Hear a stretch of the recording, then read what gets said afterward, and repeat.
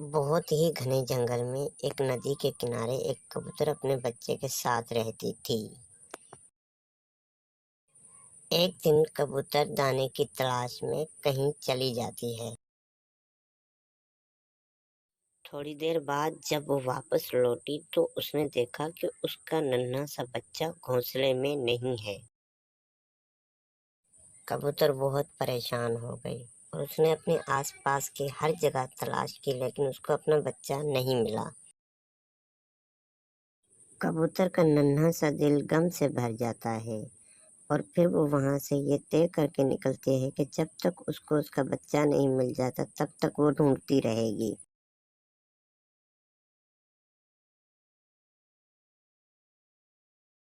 وہ اڑتی رہی، جنگل میں ہر طرف اپنے بچے کو تلاش کیا، لیکن اس کو اس کا بچہ کہیں پر بھی نہیں ملا۔ آخر تھک ہار کر وہ ایک تالاب کے کنارے کے پاس آ کر بیٹھی اور بہت اداس ہو گئی۔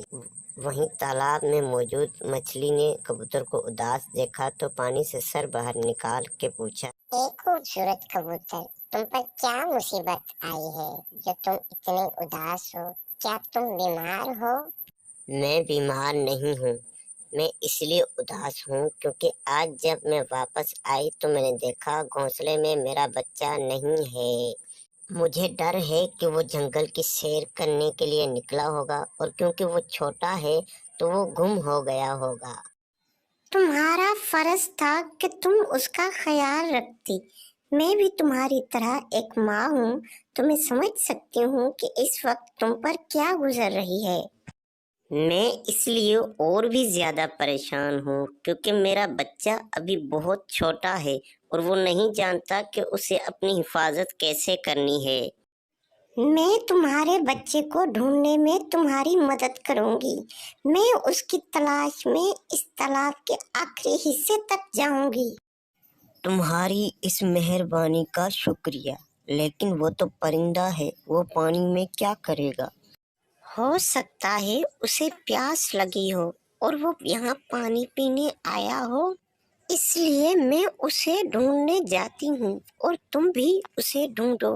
رونے سے کوئی فائدہ نہیں ہوگا، اللہ پاک خیر کرے گا۔ کبوتر نے مچھلی کا شکریہ ادا کیا اور اللہ حافظ کہہ کر اپنے بچے کو ڈھونڈنے کے لیے نکل گئی۔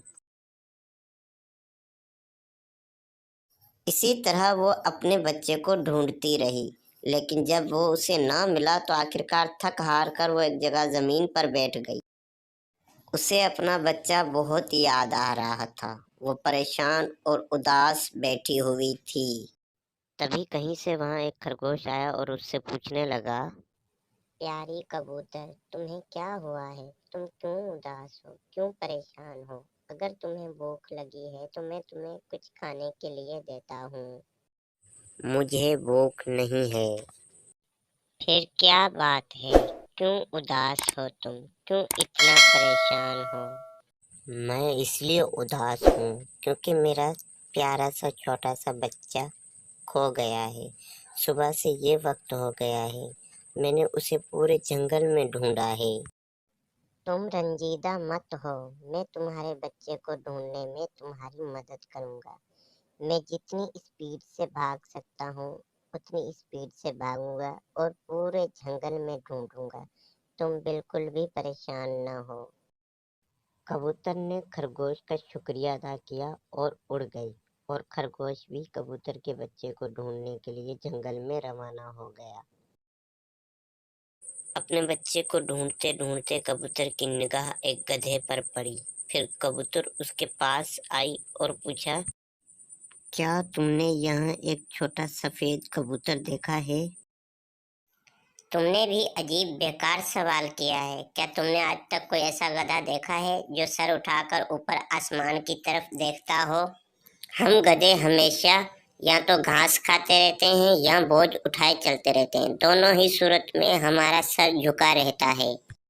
میں نے تمہارے بچے کو نہیں دیکھا ہے اور اب رات ہونے والی ہے، تم جلدی سے اپنے گھونسلے میں چلی جاؤ۔ کبوتر نے گدھے کا شکریہ ادا کیا اور وہ وہاں سے اڑ گئی۔ आखिरकार रात होने लगी तो कबूतर थक हार कर अपने घर की तरफ वापस रवाना हो गई। मजबूर होकर कबूतर घर को लौटी। जब घर पहुंची तो खुशी से चिल्ला उठी, मेरे बच्चे तुम कहाँ थे? कबूतर बहुत खुश हुई क्योंकि उसका नन्हा सा सफेद कबूतर घोंसले में मौजूद था। वो बहुत खुश हुई और उससे पूछा, तुम कहाँ थे मेरे प्यारे बच्चे? मैं जरा यहाँ वहाँ सैर करने के लिए निकला था, लेकिन जब मैं घर के लिए वापस आने लगा तो रास्ता भूल गया था। फिर यहाँ तक कैसे पहुँचे? मुझे रास्ता तो याद नहीं रहा था, बस अंदर से मेरी किसी ने रहनुमाई की और मुझे यहाँ तक पहुँचा दिया। तुम बिल्कुल ठीक कहते हो मेरे बच्चे। जब कोई अपना रास्ता खो जाता है तो घर की मोहब्बत उसे राह दिखा ही देती है। बहुत मेहनत के बाद कबूतर को अपना बच्चा मिल गया। तो बच्चों, हमेशा अपने वालिदैन के पास रहना चाहिए। ऐसी कार्टून स्टोरीज देखने के लिए हमारे चैनल को सब्सक्राइब करें।